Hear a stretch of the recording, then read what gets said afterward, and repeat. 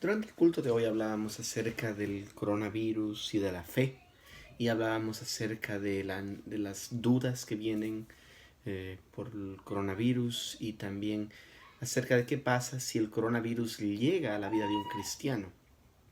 Y habíamos visto que pues parte de un moralismo que nosotros vivimos en la comunidad latina es hacer una ecuación en la que nosotros decimos fe igual no coronavirus. Y entonces, si por alguna razón llega el coronavirus a sorprendernos en la vida del cristiano, decimos, oh, no tuve fe, o debe haber algún pecado. Y nos olvidamos del Evangelio, en los Evangelios solo vemos la historia de que nos recuerda del hombre ciego y le preguntaban, bueno, ¿quién pecó? ¿Pecaste tú? ¿Pecó tu papá? ¿Pecó tu mamá? ¿Quién pecó? Porque alguien debió haber pecado. Y Cristo dice, no, no, esto fue para que yo me glorifique. Entonces, en esa última semana, 2 libros se han publicado. Coronavirus in Christ, del Dr. John Piper, por Crossway Books en Illinois. Aún no está en español este libro. Y el otro libro es del Dr. John Lennox, que es publicado por la editorial Poema de Medellín. ¿Dónde está Dios en un mundo con coronavirus? Entonces, parte de las preguntas que teníamos esta mañana las podemos responder con un resumen rápido de estos libros. Pueden apuntar, pueden utilizar para otras preguntas o para reflexión. Dr. John Piper, voy a empezar con Coronavirus in Christ, voy a ir traduciendo a medida que voy dando el resumen. Él dice, ese es un momento en la historia en la que la forma frágil del mundo la podemos sentir. Todo el cimiento que parecía estar tan sólido está temblándose. Y la pregunta que debemos hacernos es, ¿tenemos una roca bajo nuestros pies? Una roca que no se puede mover nunca. Entonces él divide su libro en 2 partes. La parte 1 es el Dios que reina sobre el coronavirus y habla acerca de la soberanía de Dios. Ven a la roca. Entonces él hace un recuento de cuando él tuvo cáncer, cómo Dios se manifestó a él por medio de 1 Tesalonicenses 5, 9 al 10. 1 Tesalonicenses 5, 9 al 10. Y la idea es, pues, ya sea que viva o que muera, Dios estará conmigo. Ya sea que viva o que muera, Dios estará conmigo. Entonces dice, la roca de la que estoy hablando está bajo mis pies ahora. Yo podría decir que la roca está bajo mis pies ahora solamente porque la esperanza más allá de la tumba es esperanza presente. El objeto de esperanza es futuro, pero la experiencia de la esperanza es presente. Y esa experiencia presente es poderosa. O sea que nuestra fe es una fe de esperanza, una fe en la eternidad, y esta fe tiene implicaciones muy prácticas para ahora, para el presente. Entonces él dice de que, ya sea que viva o que muera, Dios estará conmigo, incluso en el virus. Entonces él nos recuerda de que muchas veces nos preguntan, ¿cómo estás? Y nosotros decimos, estoy bien. Y es diferente decir, estoy bien, a me siento bien. I am fine versus I feel fine. Y la verdad es que nosotros no sabemos si estamos bien. Nos sentimos bien, podemos sentirnos bien sin síntomas. Eso lo podemos decir, no podemos saber qué va a pasar en el próximo momento de nuestra vida. Entonces el libro, él dice, es una invitación para que nos unamos con él en la roca sólida que es Cristo Jesús. De allí él va a hablar del fundamento sólido, dulce, que es Cristo. Él maneja varios textos acerca de eso. Con el secreto de el sufrimiento con gozo es este: saber que la misma soberanía que puede parar el coronavirus, pero aún no lo hace, es la misma soberanía que sostiene mi alma en medio de él, en medio del virus. Entonces él va y habla por qué la palabra de Dios es la palabra de Dios, por qué debemos ir a la roca de nuestro consuelo, que es Cristo. Y la roca es justa, Cristo es justo, trascendente, tiene valor. Y después de todo esto, él dice, bueno, ¿y qué hacemos con el coronavirus? Dice, bueno, vamos a hablar acerca de la soberanía de Dios sobre todas las cosas. Pero lo que hemos visto es de que Dios no deja de ser santo o bueno cuando gobierna su mundo. Entonces tenemos un poco de tensión. Dios es santo, Dios es bueno y Él gobierna las tres cosas, no una ni la otra. Cuando nosotros nos volvemos moralistas, separamos estas cosas. Dios es bueno. No nos olvidamos de otras partes. Si Él es bueno, entonces por eso Él, como me quiere como su hijo, no va a dejar que me pase esto. Y nos olvidamos que pueden haber otros propósitos para el sufrimiento. Dios es soberano sobre todo, incluso de providencia amarga que puede pasar en nuestras vidas, que Él puede permitir, como en el caso de Job. Yo soy Dios y no hay nadie más. Isaías 46, 9 al 10. Daniel 4:35, Salmos 135, 6, Efesios 1, 11. Y la dulzura de su reino. Se le habla de que Él obra todas las cosas para bien. Y aquí Él nos lleva a Génesis 50:20, donde dice que tengamos cuidado de no bajarle la intensidad a la palabra de Dios. Génesis 50:20 dice: vosotros pensasteis mal contra mí, mas Dios lo encaminó a bien, para hacer lo que vemos hoy, para mantener en vida a mucho pueblo. Dios lo encaminó a bien. No dice de que... Permítanme ver algo aquí.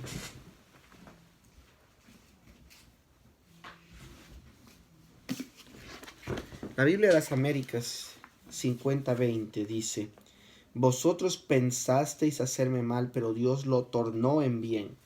Reina Valera dice: lo encaminó a bien. La Biblia de las Américas dice: lo tornó en bien.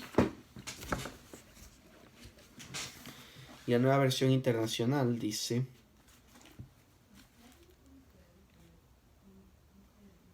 pero Dios transformó ese mal en bien para lograr lo que estamos viendo. El propósito era malo que tenía Satanás en eso. El propósito que tenían los hermanos de José era malo, pero el propósito de Dios era bueno, era para bien, para hacer lo que vemos hoy, para mantener en vida a mucho pueblo, dice. Entonces Él va y dice en la parte 2, ¿qué está haciendo Dios por medio del coronavirus? Él da ciertas sugerencias. La primera sugerencia es de que Dios le está dando al mundo en el coronavirus, como en cualquier otra calamidad en la historia, una imagen física del horror moral y de la feura espiritual del pecado que minimiza a Dios. O sea, el coronavirus nos da a nosotros algo que nos da terror, algo que nos da temor. Nosotros no lo vemos, pero sabemos de que es muy, muy dañino, y si nos llega nos puede matar. Y podemos morir solos, separados de todas las personas que queremos. Algo terrible. Cuánto más terrible aún es el pecado. Pero nos olvidamos de eso. Y lo minimizamos tanto al pecado, minimizamos tanto a Dios, lo hacemos pequeñito y vivimos nuestras vidas como que fuéramos dioses normalmente, sin ninguna dificultad. Entonces, Dios está utilizando esos tiempos del coronavirus para mostrarnos una imagen real, física, que nosotros podemos ver, sentir, temer acerca del pecado. ¿Cuál es el pecado en realidad? Y Él nos lleva por Romanos 8, 20, 22, lleva por Romanos 5, 16, Romanos 8, 20. Entonces Él dice que en la segunda posibilidad, la segunda respuesta es de que algunas personas van a estar infectadas con el coronavirus como un juicio específico de Dios por sus actitudes pecaminosas y sus acciones pecaminosas. Y allí Él va y habla un poco acerca del juicio de Dios, que es posible que algunas de las personas que están recibiendo el coronavirus, que tienen el coronavirus, es parte del juicio de Dios. ¿Qué pasa con quienes son cristianos? Primera de Pedro 4. Es hora de que el juicio empiece en la familia de Dios, en la casa de Dios. Y si empieza con nosotros, ¿cuál será el resultado para quienes no obedecen el Evangelio de Dios? Entonces hablamos de que para el cristiano el coronavirus no es algo punitivo, no es un castigo, pero es algo que purifica, como el oro del que habla Primera de Pedro. El cristiano que pasa por el sufrimiento siendo refinado, siendo santificado, como el oro pasa por el fuego.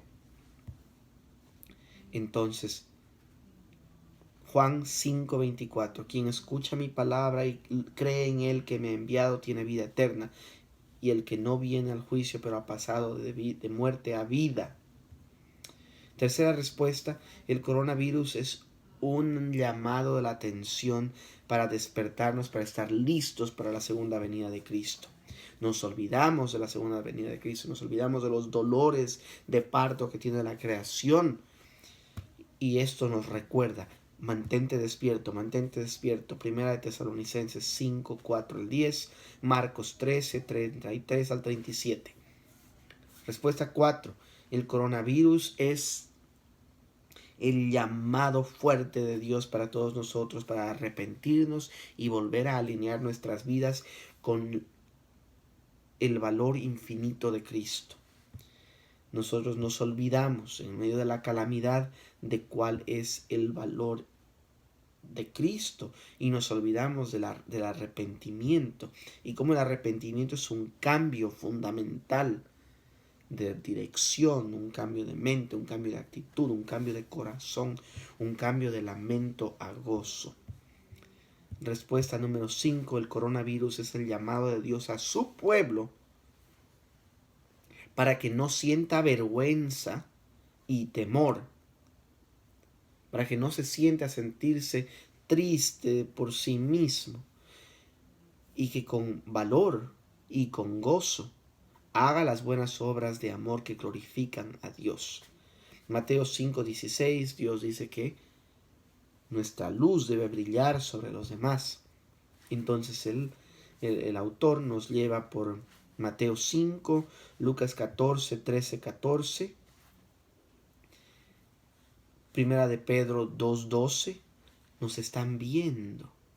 Primera de Pedro 4:19, que quien sufre de acuerdo a la voluntad de Dios confíe su alma a un creador fiel mientras hace el bien. O sea, que nos dé el coronavirus no significa de que debemos dejar de hacer el bien, o que Cristo no se magnifique en nuestras obras, de bien. Y va y habla de la iglesia primitiva y cómo ellos pusieron en silencio a los emperadores con obras radicales de generosidad y de buenas obras. Respuesta 6. En el coronavirus Dios está removiendo las raíces de los cristianos que se han quedado ya muy arraigados en un lugar por todo el mundo, para liberarlos para algo nuevo y radical, y enviarlos con el Evangelio de Cristo a las naciones que aún no han sido alcanzadas.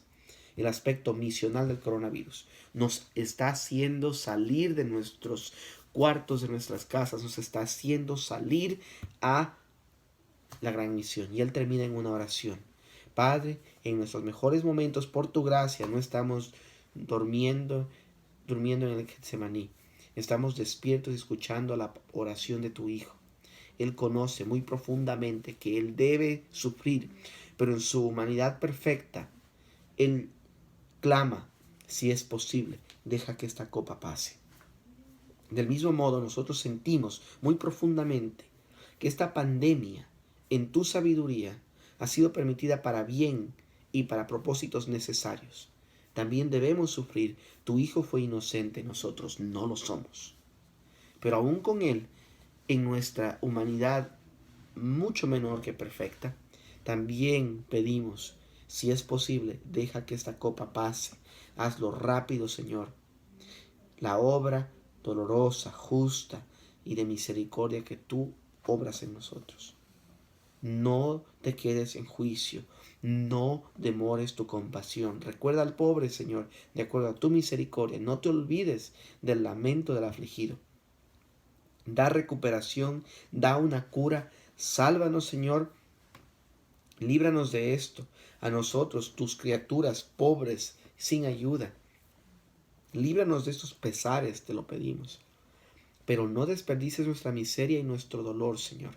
Purifica a tu pueblo de preocupación que no tiene poder con un materialismo vacío y entretenimiento sin Cristo. Pon nuestras mentes, pon en nuestras bocas un sabor diferente que no caiga por el anzuelo de Satanás. Quita de nosotros el orgullo y el odio y toda manera injusta dentro de nosotros, todo camino injusto dentro de nosotros. Danos la capacidad de molestarnos mucho a nuestra minimización de tu gloria. Abre los ojos de nuestros corazones para ver y saborear la belleza de Cristo. Inclina nuestros corazones a tu palabra, Señor, y a tu camino. Llénanos con compasión y valentía, y haz un nombre para ti en la manera en la que tu pueblo sirve. Alza tu mano, Señor, en gran avivamiento por este mundo que se está acabando. Deja que las palabras terribles del Apocalipsis no sean habladas sobre esta generación y aún así no se arrepintieron. No permitas que siga el pueblo dormido en la oscuridad del pecado y de la incredulidad. En tu gran misericordia, di a estos huesos, vivan, y trae a los corazones y vidas hacia el valor infinito de Jesucristo. En el nombre de Jesucristo. Amén. En el otro libro, en el libro del doctor John Lennox del coronavirus, él lleva el argumento de otra manera. El argumento de él es que nos muestra la vulnerabilidad, el coronavirus muestra nuestra vulnerabilidad, nos hace revisar nuestra cosmovisión, las ruinas de nuestra fe, pregunta si el ateísmo ayuda y pues lo deja expuesto como algo que no lo va a hacer, no va a ayudarnos. Y hace la pregunta, si existe un Dios amoroso, ¿por qué surgió el coronavirus? Se habla de la naturaleza de los virus, como es por toda la historia, parte de la naturaleza caída, parte del pecado, pero también tiene propósitos. La ciencia nos muestra que la mayoría de los virus son beneficiosos y que algunos son esenciales para la vida, pero ¿por qué tienen que haber agentes patógenos que causen estragos? La pregunta clave para los teístas es esta: ¿no podría Dios haber creado un mundo libre de patógenos virales? Sí lo hizo, pero el pecado entró. Y pues continúa hablando de la naturaleza de la humanidad, porque las cosas no son como son, la línea que divide el bien del mal. De la página 45 en adelante está todo esto. Y habla de la evidencia de amor de Dios por nosotros. En la sección, en la página 68, llamada 2 coronas. Dice, el coronavirus se llama así porque tiene la forma de una corona. Una corona es un símbolo de poder y autoridad, y ciertamente este virus tiene un poder colosal sobre nosotros los seres humanos. No se puede ver a simple vista, y aún así fíjate en todo lo que ha obligado a hacer y a no hacer a millones de personas. Este virus también nos recuerda la fuerza de nuestra vulnerabilidad. Es fácil olvidar que los seres humanos somos mortales. El coronavirus es evidencia de que tanto nuestra relación con la creación como la relación de la creación con nosotros están desordenadas, y que esto no es un accidente. Entonces, últimamente nosotros necesitamos a Jesucristo. Si esto nos lleva a mirar al Dios que quizá hemos ignorado durante años, quien llevó una corona de espinas para que pudiéramos reconciliarnos con Él y darnos entrada a un mundo nuevo y restaurado más allá de la muerte, el coronavirus, a pesar del caos que ha desatado, habrá cumplido un propósito muy saludable. Les recomiendo estos dos libros.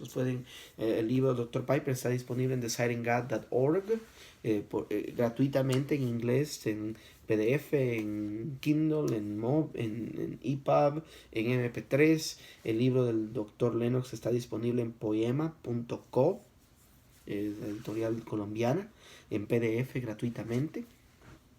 Pero simplemente, simplificando todo esto, el cristiano no debe sorprenderse de que llegue el pesar, el sufrimiento a su vida. El cristiano no tiene un pase libre del sufrimiento, que usted es cristiano, aquí está su boleto que lo muestra cuando va a venir el sufrimiento y se lo salta. No, el sufrimiento es parte de nuestra vida. Compartimos el sufrimiento que nuestro Salvador pasó y que hemos recordado esta Semana Santa en su camino a la cruz. Entonces nosotros no debemos sorprendernos cuando llegue el sufrimiento.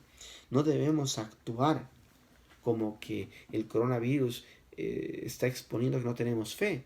Podemos tener mucha fe y el coronavirus puede llegarnos aún así, porque el Señor tiene propósitos, algunos de los cuales los hemos hablado en esos 20 minutos, algunos de los cuales tal vez no. Los dejo con 1 Pedro capítulo 4, versículo 12. Amados, no os sorprendáis del fuego de prueba que os ha sobrevenido, como si alguna cosa extraña os aconteciese, sino gozaos por cuanto sois participantes de los padecimientos de Cristo, para que también en la revelación de su gloria os gocéis con gran alegría. Y continúa en el capítulo 5, pues nos recuerda de que pues debemos llevar esas preocupaciones a Dios, porque Él es tanto poderoso como clemente, compasivo, lleno de amor para escuchar nuestras necesidades. Versículo 6. Humillaos pues bajo la poderosa mano de Dios, que tiene poder, puede hacerlo, para que Él os exalte cuando fuere tiempo, echando toda vuestra ansiedad sobre Él, porque Él tiene cuidado de vosotros. El cristiano no debe tener miedo al coronavirus. El cristiano no debe pensar que porque tiene fe no le va a tocar el coronavirus. El cristiano no debe tener vergüenza si tiene el coronavirus de clamar en oración por sanación y solicitar la ayuda de la iglesia para orar por él.